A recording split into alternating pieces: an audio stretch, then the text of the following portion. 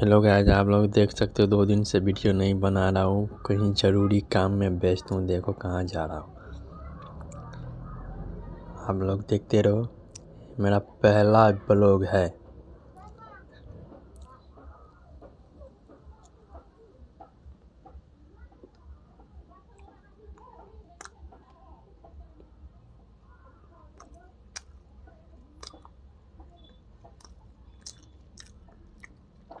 दो दिन से कहीं जा रहा हूँ ज़रूरी।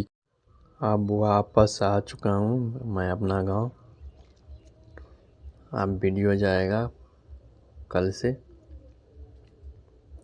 आप लोग लाइक कमेंट सब्सक्राइब दबा के करना भाई। कभी घूमना होगा तो मेरे गाँव आना। देखो कितना हरियाली हरियाली मौसम है। अभी 2-3 दिन बरसा हुआ है।